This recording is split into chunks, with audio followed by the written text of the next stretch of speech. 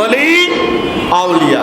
অনেকে ওলি মানেন না, আউলিয়া মানেন না, অথচ আল্লাহ রাব্বুল আলামিন আউলিয়া শব্দটি কোরআন শরীফে স্পষ্ট আল্লাহ পাক শব্দটি ব্যবহার করেছেন। সুবহানাল্লাহ বলেন।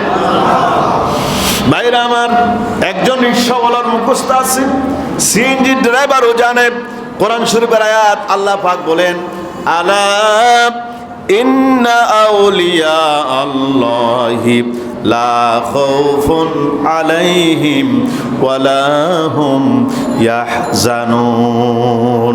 সুবহানাল্লাহ।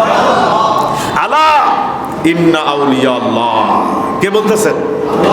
কোরআন শরীফ আল্লাহ পাক বলতেছে। দেখুন, ওলি বুজুর্গ মানতে হবে, ওলি বুজুর্গ মানতে হবে, হুজুর গৌসে পাককে মানতে হবে, খাজা মঈনুদ্দিন চিশতিকে মানতে হবে, তৈয়ব শাহ হুজুর কেবলাকে মানতে হবে, আওলাদ রাসূলকে সম্মান করতে হবে। এই নির্দেশ দিয়েছেন স্বয়ং আল্লাহ পাক। জোরে বলেন না সুবহানাল্লাহ।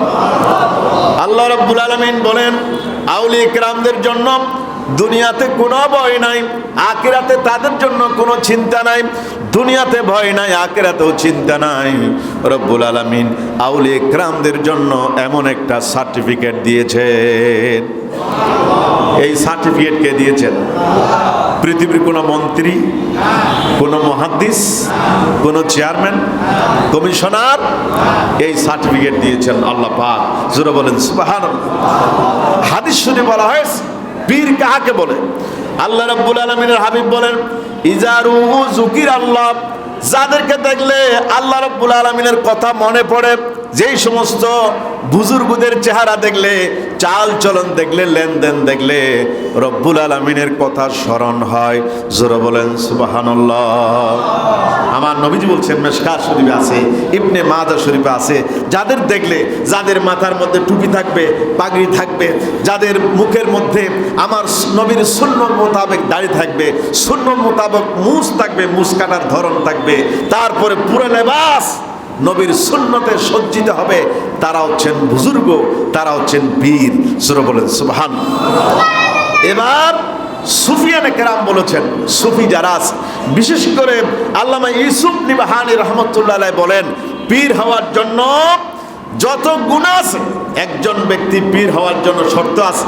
শর্তটা হচ্ছে, যত রকমের গুনাহ আছে, সগীরা গুনাহ, কবিরা গুনাহ, বড় বড় গুনাহ থেকে বান্দা যদি বেঁচে থাকতে পারে, সব সময় যদি বান্দা আল্লাহ রব্বুল আলামিনের জিকির করে, ওই বান্দা পীর হতে পারবে। জোরে বলেন সুবহানাল্লাহ। কথা কয়টা? দুইটা। একটা হচ্ছে গুনাহ থেকে বাঁচতে হবে এবং আল্লাহ পাকের জিকিরে যারা মগ্ন থাকে। দেখুন, এই জন্য যারা পীর বুজুর্গ, তাদের দেখুন জীবনে যদি আপনি রিচার্জ করুন, আমরা যখন 12টা বাজে ঘুমাই যাই, 11টা বাজে যখন ঘুমাই, তখন আল্লাহ পাকের আউলিয়া কিরাম তখন ঘুমান না। তখন কি করেন? তাহাজ্জুদের নামাজ পড়ে, জিকির করে। তারপরে আমরা ফজরের নামাজ ওয়াক্ত মতো অনেকে পড়তে পারি না, আর আল্লাহ পাকের বুজুর্গানে দিন যারা আছে, তারা হুজুর গৌসে পাক আব্দুল কাদের জিলানী দেখুন এশারের উযু দিয়া 40টা বছর ফজরের নামাজ পড়েছেন। আপনারা সুবহানাল্লাহ বলতে পারেন না? কয় বছর? 40টা বছর যে এশারের উযু দিয়া ফজরের নামাজ পড়েছেন। কত কঠিন একটি কথা। জোরে বলেন সুবহানাল্লাহ। মহান কুদরতের মালিক আল্লাহ রাব্বুল আলামিন বলেন, বান্দারে তুমি আমার বুজুর্গানে দিন যারা আছে, আউলিয়া কিরাম যারা আছে, তাদের সঙ্গ লাভ করো, তাদের কাছে যাও।